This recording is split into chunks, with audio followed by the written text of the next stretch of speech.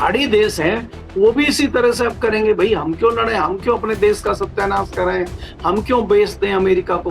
तो धीरे धीरे वो भी अमेरिका का साथ छोड़ सकते हैं। तो इस लिहाज से एक बड़ी जीत मुझे ईरान की दिखाई दे रही है। नमस्कार दोस्तों, कैसे हैं आप लोग। उम्मीद है आप सभी अच्छे होंगे। अमेरिका कितना भी दावा कर ले कि उसने ईरान में रिजीम चेंज कर दी है, अब जो है 2-3 हफ्ते में युद्ध खत्म हो जाएगा, लेकिन असल में हो क्या रहा है।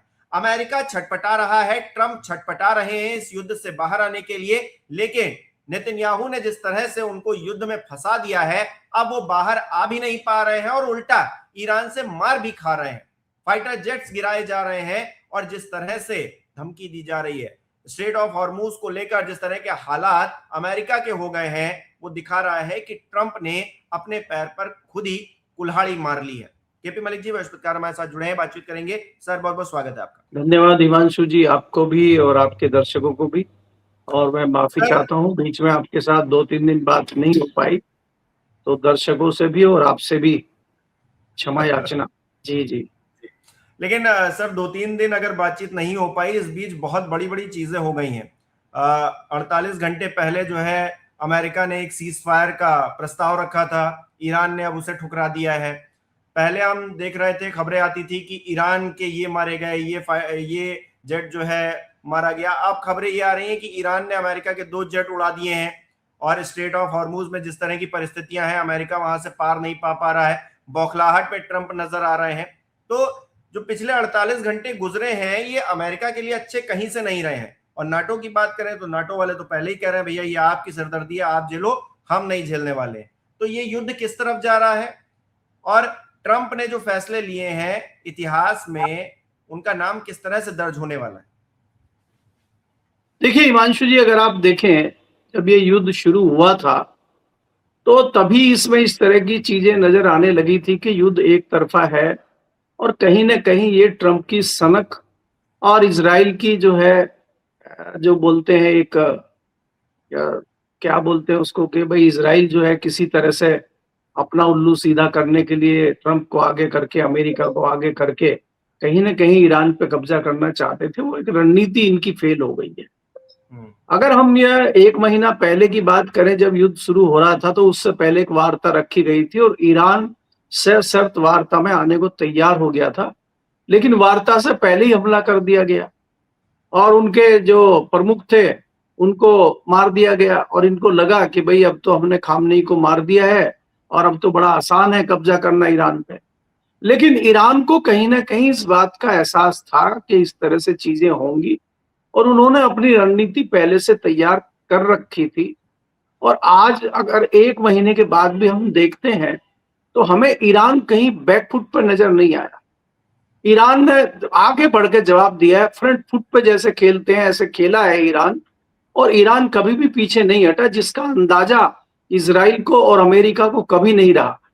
और आज अमेरिका अपने ही बुने जाल में फंस गया है। आपने पूछा कि ट्रंप को किस प्रकार से याद किया जाएगा। ट्रंप को एक सनकी और एक जो है मूर्ख राष्ट्रपति के रूप में याद किया जाएगा कि वो अपनी सनक मिटाने के लिए और मूर्खतापूर्ण फैसले लेने के लिए इतिहास में इनको याद किया जाएगा। जिस प्रकार से करोड़ों अमेरिकन सड़कों पे है, तमाम दूसरे जो इनके सहयोगी देश हैं वो कह रहे हैं कि ये लड़ाई आपकी लड़ाई है, आप जानिए, हम आपके साथ नहीं है। तो ये जताता है कि कहीं ना कहीं अमेरिका की और ट्रंप की सनक है। अगर आप देखते हैं कि पिछले 48 घंटों की अगर आप बात करें, जिस प्रकार से पहले तो ये था कि भाई ड्रोन, मिसाइल और इसी से लड़ाइयां चल रही थी, अब तो आपके जो अत्याधुनिक विमान जिनको आप बताते थे और आप कहते थे कि अमेरिका के पास इतनी ताकत है, ऐसे ऐसे हथियार हैं, ऐसे ऐसे विमान हैं, उन्हीं को गिरा रहा है ईरान।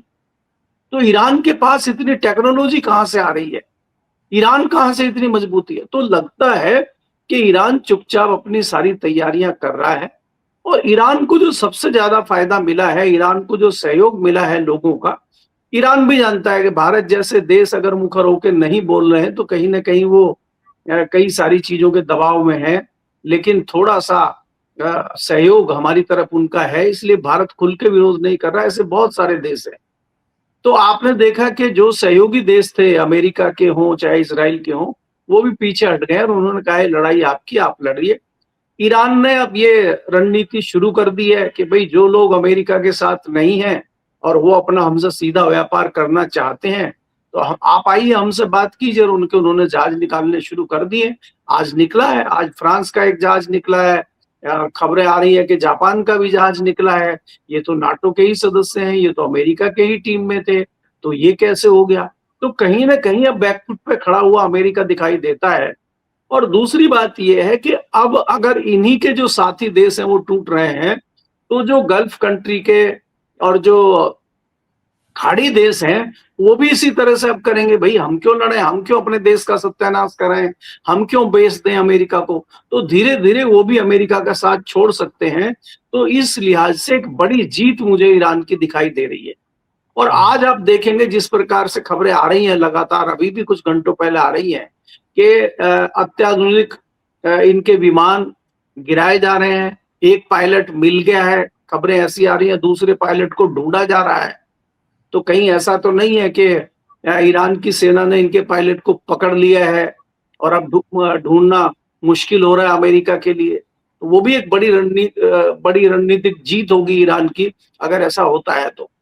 क्योंकि आज तक अगर आप देखेंगे ईरान का नुकसान बहुत हुआ है और ईरान को बैकफुट पे लाने के लिए इन्होंने स्कूलों में सबसे पहले हमले किए, हॉस्पिटल्स पे हमले किए, जनता की कॉलोनियों पे हमले किए। तो ये जताता है कि अमेरिका बौखलाया हुआ है।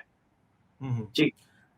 अच्छा, अभी ट्रंप ने दावा कर दिया कि हमको जो ईरान से चाहिए था वो हमने कर लिया है, यानी कि हमने वहां पर रिजीम चेंज कर दी है। अब जो है कम कट्टर सरकार वहां पर इस वक्त जो है पावर में है, ऐसा कहना है ट्रंप साहब का। लेकिन हम दूसरी तरफ ये देख रहे हैं कि ट्रंप साहब रिजीम चेंज करने की बात ईरान में कर रहे हैं और रिजीम इनके यहाँ चेंज हो रही। जो चीफ ऑफ स्टाफ हैं, आर्मी के चीफ हैं, उनको हटाया जा रहा है। तमाम और लोग हैं उनको कहा जा रहा है कि भाई आप जबरन रिटायर हो जाइए, हम दूसरे लोगों को लेकर आएंगे। मतलब सेना भी इनकी बात मानने से इनकार कर रही है क्या ट्रंप साहब की? या फिर जो जनरल्स हैं वो भी कह रहे हैं कि भाई आप गलत कर रहे हैं, हम ऐसा नहीं कर सकते हैं, इसलिए उनसे भी पटरी नहीं खा रहे, कह रहे हैं आप भी निकलो यहां से। देखिए हिमांशु, अगर आप देखें कुछ दिन पहले एक बहुत बड़े सेना के अधिकारी ने इस्तीफा दिया था और ये कहते हुए कि जो ट्रंप साहब युद्ध लड़ रहे हैं या अमेरिका युद्ध लड़ रहा है, मैं उससे पूर्णतः सहमत नहीं हूं। और इसके अलावा भी कई सारे अधिकारियों ने, नेताओं ने इत्तेफाक जताया था कि हम इत्तेफाक नहीं रखते ट्रंप की पॉलिसी से, उनके युद्ध लड़ने के तरीके से। और ये युद्ध कहीं ना कहीं इजराइल का युद्ध है जो हमारे ऊपर थोप दिया गया है, ये कहते हुए लोगों ने किनारा किया था। और उसी का नतीजा था कि करोड़ों की संख्या में अलग अलग देशों में, अलग अलग प्रांत में, अलग अलग शहरों में अमेरिका में लोग निकले थे। करोड़ों लोग सड़कों पे आए थे, विरोध कहीं ना कहीं था। और विपक्ष जो है वहां विपक्ष भी घेरने का काम ट्रंप को कर रहा है। तो उससे ऐसा लगता है कि ट्रंप बहुत दबाव में है। लेकिन ट्रंप जो जिस प्रकार की उनकी मानसिकता है, अगर आप उनका थोड़ा बारीकी से अध्ययन करते हैं तो एक नटोरियस जैसे एक होता है और एक सनकी व्यक्ति होता है, उस तरह की उनकी छवि है। और वो अपनी सनक के मुताबिक चाहे देश का कितना भी बड़ा नुकसान हो जाए, वो उससे पीछे हटने वाले लोग नहीं होते। मुझे लगता है उस मानसिकता के व्यक्ति हैं। अब आप देखिए कि अमेरिका का कोई बहुत बड़ा फायदा तो अभी तक हमें दिखाई दिया नहीं है जो अमेरिका को फायदा हो गया हो। नुकसान अमेरिका का भी बहुत ज्यादा हो गया, विश्व में साख भी गिरी है। डॉलर का जिस तरह से राज चल रहा था, अगर डायरेक्ट ही आपने स्टेट ऑफ हॉर्मुज पे अभी चाइना की युआन में व्यापार हो रहा है, उसके बाद जो है पहले जो फ्री में वहां से लोग अपना जहाज निकालते थे, अब ईरान ने कह दिया है कि हम तो टैक्स वसूलेंगे, हम तो यहाँ से चुंगी लेंगे। तो आपने एक नया काम शुरू कर दिया है। तो ये तो कहीं ना कहीं सीधे सीधे हार नजर आती है अमेरिका की। अमेरिका चला था कुछ और करने और हो गया उल्टा। दूसरी बात ये थी कि जो देश अभी तक कंधे से कंधा मिला के खड़े हुए थे अमेरिका के साथ, वो भी पीछे हटते हुए नजर आ रहे हैं। तो आपने जो आपका गठबंधन था दूसरे देशों के साथ, वो भी तोड़वा दिया। आपके अंदर के लोग भी आपसे अलग हो गए। आपके जो सेना के लोग हैं, जो आपके साथ के लोग हैं, वो भी आपका साथ छोड़ रहे हैं। तो ट्रंप को किस बात की खुशी है या किस बात का ये जोश है कि बहुत अच्छा हो रहा है और हमें जो पाना था पा लिया? अब आप बताइए कि हम लोग साधारण तरीके से अगर सोचें तो ईरान में क्या चेंज कर दिया अमेरिका ने? कहां से रिजीम चेंज हो गई? रिजीम तो और मजबूत हो गई, वो तो युद्ध जीत गया, अब तो उसके हौसले और बुलंद हो गए। अब तो आने वाले समय वो समझेगा ही नहीं है अमेरिका को। अमेरिका जब भी कुछ अकड़ेगा कहेगा आइए मैदान में, फिर दो दो हाथ हो जाए। तो क्या आपने कर लिया? तो ये अपने मन को संतुष्ट करने के लिए या आत्म खुशी जिसको कहते हैं करने के लिए आप जो है आत्ममुग्ध हुए जा रहे हैं। तो वो कह सकते हैं कि ट्रंप साहब ये आत्ममुग्ध हो रहे हैं, लेकिन ईरान को दबा लिया है या ईरान को ठीक कर दिया है या ईरान में रिजीम चेंज कर दी है, मुझे इस बात से मैं इत्तेफाक नहीं रखता। लेकिन ये है कि चेंज अभी कुछ हुआ नहीं है। जी। अच्छा, ट्रंप ये कह रहे हैं कि हम ईरान को इतना मारेंगे कि वो पाषाण युग में चला जाएगा। असल में ट्रंप साहब अपने देश के अंदर हम जिस तरह से देख रहे हैं, एक विरोध झेल रहे हैं, या फिर जिस तरह की उनकी बातें रही हैं, वो तो कहते थे कि हम अमेरिका को ग्रेट बनाएंगे, फिर से ग्रेट अमेरिका अगेन। लेकिन ये अमेरिका ग्रेट हो रहा है इस युद्ध से, या फिर जो है बेवकूफ बन रहा है असल में नेतन्याहू के इशारे पर जो है इस पूरे युद्ध में कूद कर?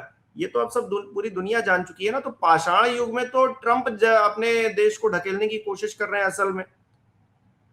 देखिए हिमांशु, अगर आप देखें कितना विरोधाभास खुद के अपने इनके स्टेटमेंट में है कि आप ईरान को पाषाण युग में भेजने की बात कर रहे हैं और आप अपने आप को अत्याधुनिक हथियारों का और अत्याधुनिक देश बताते हैं। आपके कहते हैं कि हमारे पास सबसे ज्यादा टेक्नोलॉजी है, हम दुनिया के सबसे ताकतवर देश हैं, हम दुनिया की सबसे बड़ी ताकत हैं। और आपके जो जहाज हैं जिनको आप कहते हैं कि हमारे फाइटर प्लेन है, हमारे जेट प्लेन है और हम ये इसमें इतनी अत्याधुनिक टेक्नोलॉजी है कि कोई कुछ कर ही नहीं सकता, उसको बड़ी आसानी से ईरान मार के गिरा देता है। आप कह रहे हो उसको पाषाण युग में भेजेंगे। तो हमें तो ये लग रहा है कि जो टेक्नोलॉजी है वो अमेरिका से अच्छी, अमेरिका से ज्यादा टेक्नोलॉजी ईरान के पास है। तो पाषाण युग में ईरान नहीं, शायद आप जा रहे हैं और आपको इस बात का एहसास नहीं है। लेकिन आपके साथ जो लोग हैं, आपके जो देश के लोग हैं, आपके जो वैज्ञानिक हैं, उनको ये एहसास है कि पाषाण युग में ईरान नहीं अमेरिका जा रहा है, इसीलिए वो आपको रोकने की कोशिश कर रहे हैं और आप रुकने वाले नहीं हैं। आप मुझे बताइए कि जिस जहाज की बात आप कर रहे हैं, जो दो बड़े जहाज मार गिराए हैं और एक हेलीकॉप्टर भी गिराया, आज खबरें आ रही हैं कि आज एक हेलीकॉप्टर की भी बनने की खबर है जो रेस्क्यू कर रहा था। तो अगर इतनी अत्याधुनिक टेक्नोलॉजी ईरान के पास है तो अमेरिका फिर क्या कर रहा है? तो मुझे लगता है कि ये लड़ाई अब अंतिम दौर में है और किसी भी कीमत पे पीछे हटना अमेरिका को ही पड़ेगा। क्योंकि हिमांशु आप देखिए कि पहले जब लगा था अमेरिका को, थोड़ा ही एहसास हुआ था कि वो गिर गया है, तो उन्होंने पहले 48 घंटे का सीज फायर किया, फिर 1 दिन का सीज फायर किया, फिर 5 दिन का सीज फायर किया। खुद ही सीज फायर कर रहे हैं और ईरान ने कहा कोई सीज फायर नहीं। ईरान ने कहा हमसे कोई बात नहीं हुई। फिर खुद ही वार्ता करने लगे, पाकिस्तान को मध्यस्थता बता दिया कि पाकिस्तान मध्यस्थता करेगा। ईरान ने कभी कुछ नहीं कहा। ईरान ने मना कर दिया कि हम पाकिस्तान जाकर बातचीत नहीं करेंगे, ये भी कह दिया। मैं वही कह रहा हूं कि सारी चीजें आप खुद ही कर रहे हैं। भाई अगर शांति वार्ता हो रही है, बाकी चीजें हो रही हैं, तो उसमें दोनों देशों की सहमति चाहिए। तो जितने भी स्टेटमेंट आए हैं, जितनी भी प्रक्रिया हुई है, उसमें खाली अमेरिका की तरफ से ही बयान और अमेरिका की तरफ से ही चीजें हो रही हैं। या तो इजराइल भी कई सारी बातों से सहमत नहीं दिखा अमेरिका की। आप ये देखिए कि जो शांति वार्ता हुई है उससे तो इजराइल भी नहीं आया और इजराइल ने भी मना कर दिया कि हमारा इससे कोई लेना देना नहीं है। तो क्या अमेरिका अलग ही लड़ाई लड़ रहा, अलग ही दुनिया में घूम रहा है? और ईरान तो समझे बैठा है कि ये सब नूरा कुश्ती चल रही है, कुछ नहीं होने वाला है, अंत में लड़ाई ही लड़नी है। इसीलिए आप देखेंगे डे 1 से ईरान अपनी रणनीति से काम कर रहा है और वो युद्ध लड़ने के तरीके से काम कर रहा है और उसको पता है कि इतना बड़ा नुकसान होगा, इसलिए उसने पूरी तैयारी कर रखी है। आप ये देखिए, चाहे खामनेई हो, चाहे उसके बाद जितने उनके नेताओं की मौत हुई है, उसके बावजूद वो बौखलाए नहीं है और उन्होंने रणनीतिक तरीके से युद्ध लड़ने का काम किया है, अलग अलग मोर्चे पर लड़ने का काम किया है।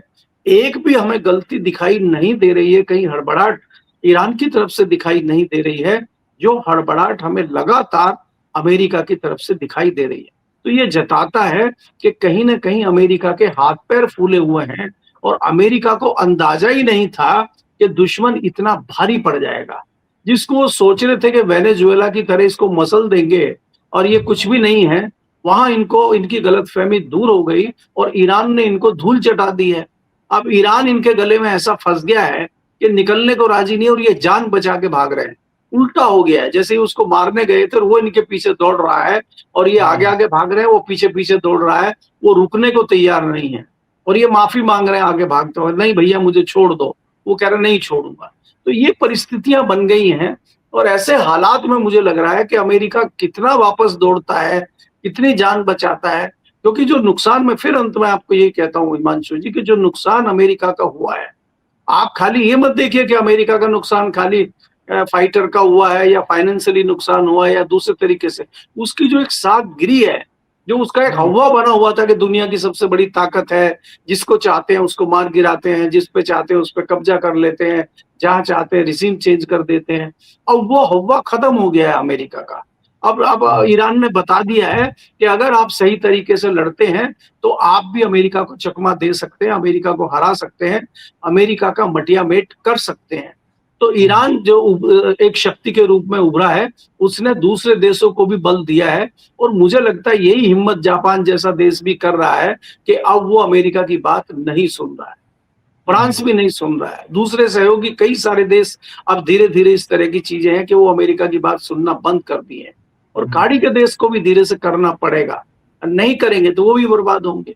और उसके बावजूद आप ये भी देखो ना कि अमेरिका ने कोई हरकत नहीं छोड़ी है जो गिरी हुई हरकत ना हो। आपने देखा कि जो शांति सैनिक जा रहे थे भारत से, उनके जहाज को डुबो दिया। स्कूल पे आपने जो बच्चियों का स्कूल था उसके ऊपर बम डाल के स्कूल को कर दिया और लगभग 250 बालिकाओं को आपने मार दिया। तो आपने अनैतिक कार्य करने के बावजूद भी आप ईरान को नहीं झुका पाए, तो मुझे लगता है बड़ी सफलता ईरान की है। जी। बिल्कुल। और अमेरिका ट्रंप के कार्यकाल में जिस तरह की हरकत कर रहा है, कहीं ना कहीं जो चाइना है वो अब ताइवान की तरफ और ज्यादा आक्रामक नजर आएगा आने वाले समय में। रशिया जो है यूक्रेन की तरफ और ज्यादा आक्रामक नजर आएगा। तब ट्रंप कुछ कह नहीं पाएंगे, अमेरिकी जो लोग हैं कुछ कह नहीं पाएंगे, नैतिकता की बातें नहीं कर पाएंगे। जो वो ईरान के साथ कर रहे हैं, कहीं ना कहीं भुगतान और भी देश इसका करेंगे, सीख लेंगे, कहीं ना कहीं ऐसा लग रहा है। बहुत बहुत शुक्रिया सर हमारे साथ जुड़ने के लिए, तमाम बातचीत के लिए। हमारे दर्शक किस तरह से देख रहे हैं इस विषय को कमेंट करके जरूर बताएं। इस वीडियो को लाइक करना, शेयर करना मत भूलिएगा। हमारे चैनल को सब्सक्राइब नहीं किया तो वो भी जरूर कीजिएगा। आप हमें सहयोग भी कर सकते हैं ज्वाइन बटन पर क्लिक करके। बहुत बहुत धन्यवाद।